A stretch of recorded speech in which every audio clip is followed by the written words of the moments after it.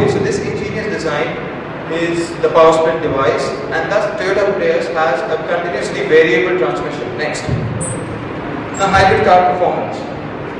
Now, I told you before, like hybrid, what it works on is reducing engine size. So, if you reduce engine size, they believe that you can reduce the volume capacity, the amount of fuel which is consumed. Smaller engine, that means smaller capacity. Lighter weight particles, lighter weight pistons, etc. And then, if you have more displacement of the engine, more fuel needs to be coming in. And a bigger engine will also mean that more number of cylinders. More number of cylinders, more fuel consumption. This is how the hybrid vehicle stands advantage against the other conventional vehicles. Next. Okay, the mileage strips. There are basically 3 mileage strips, which is drive slow. It has been proved by a test that the drag force acting on a vehicle at 70 miles per hour is double that acting on a vehicle which is traveling at 50 miles per hour. So that means if you drive slow, less drag force, less friction, less energy required to overcome that friction, therefore more mileage. Then you're going to maintain a constant speed. Now if you maintain a constant speed, that means you're avoiding sudden acceleration and sudden deceleration. So what happens here? Everyone knows that maximum fuel consumption is taking place while idling, while first gear, second gear, and that's it. And when you're stopping, because again you're moving to your first gear and second gear, so that means if you maintain a constant speed, your mileage will increase incredibly. Then you're going to avoid abrupt stops. Now this is not like how it is in the conventional case, because here hybrid vehicles deals with regenerative braking. So if you apply the brakes suddenly, what will happen is all that energy which is taken to stop the car will be by the brakes alone. But if you brake gradually, what will happen is this energy will be absorbed by the generator, and that generator energy which is absorbed will be, will be charging the batteries. Next. Now this is the real world test between the hybrid Lexus RX 400H and the Mercedes E220 CDI. Next. We conducted a test, and the 3 things we have to find out in this test is hybrid cars more fuel efficient than diesel cars. Is that just lip service? Secondly, can the Lexus engine be good enough to take on the Mercedes CDI engine, which has been the pioneer in manufacturing diesel engines? And the third, is it dead to the diesel? Next. We conducted a test and we saw that on the freeways in the US, where you need to maintain a constant speed, where only your IC engine is taking place, the hybrid vehicle doesn't do so well. But in pitter-patter traffic like how we have here in India, the hybrid vehicle is a phenomenon, absolutely.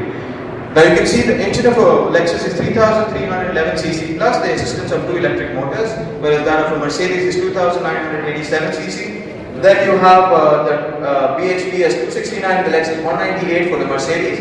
Torque is 29.31 and 46.49 for the Mercedes.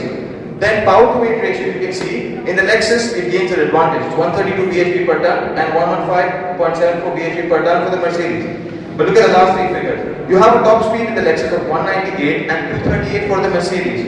But that doesn't mean that the Lexus is anyway slow. Why?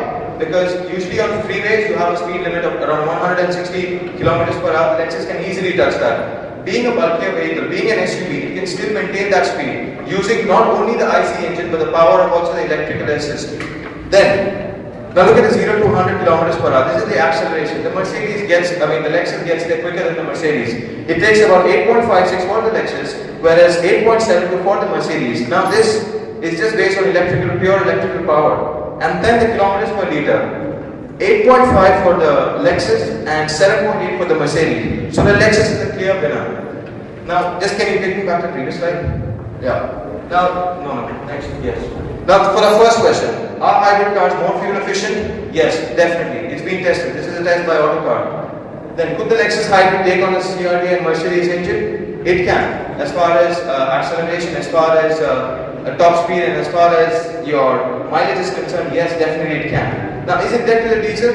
Not really. I couldn't say that as of now because the hybrid technology is not yet very developed. And the main drawback of a hybrid vehicle is the phenomenal cost. Now, for a normal Lexus, it would cost somewhere around 37 lakhs for an RX 400H. For the RX 400. But for the RX 400H, you'll have to pay a whooping price of 60 lakhs. So it's not something that you and I can easily afford. So maybe as time progresses, there will be mass production of this vehicle, and thus prices will automatically come down. Next. Okay, so hybrid power is here to stay whichever way you look at it. Next slide.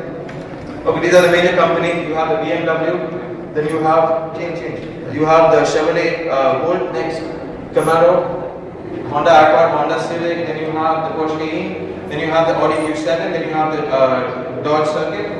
And now let's talk about the sales figures. April was a very bad year for the overall car market. But what happened? If you look at the hybrid vehicles climbed 3% over all the other car sales. Hybrid vehicles total sales went up 15%. The other vehicles came down by 8%. Now Toyota continues to be the leading in this kind of technology.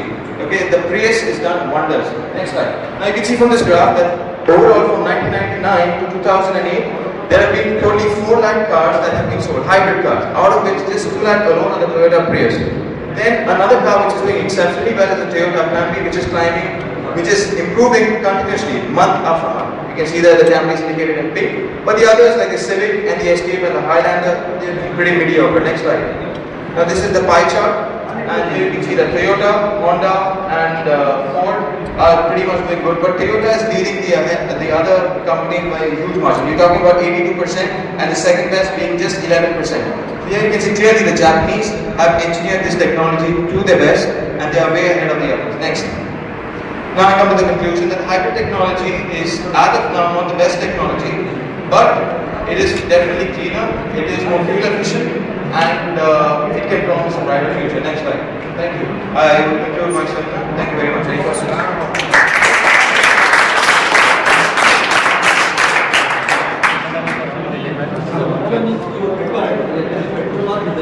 So it's a petrol hybrid, sir. Petrol electric hybrid. Because the diesel as of now, so the technology is only available for the locomotives. And in which case the vibration is more. Actually diesel or petrol. Vibration of what, sir? Vibration of the vehicle because of the engine start. Diesel, sir, obviously diesel. Obviously diesel. Yes, sir, because this is using a petrol engine and then just the electric motors. The motors are provided with enough. By means of a modification of the body and high strength of the material. Sir, the SUV is any day, the Lexus is any day more stable because it's an SUV. It's designed, it's bigger, taller. Cost, which one is more petrol? Cost, the Lexus is more, sir. The hybrid is much more. Hybrid, diesel or petrol? I don't get you, sir. Diesel hybrid or petrol hybrid? That is not a diesel hybrid, sir. That is a normal diesel car. Diesel hybrid. No, that is not a hybrid. Because as of now, in locomotives, in normal vehicles, the diesel hybrid technology has not been developed. Mercedes is going on for that, and they know that they've termed that technology as Blue Tech. So that is something new future. This is a normal diesel car, the CDI, the common rate diesel injection, that engine, and whatever. The diesel hybrid is yet to implement. Yes, yet to implement.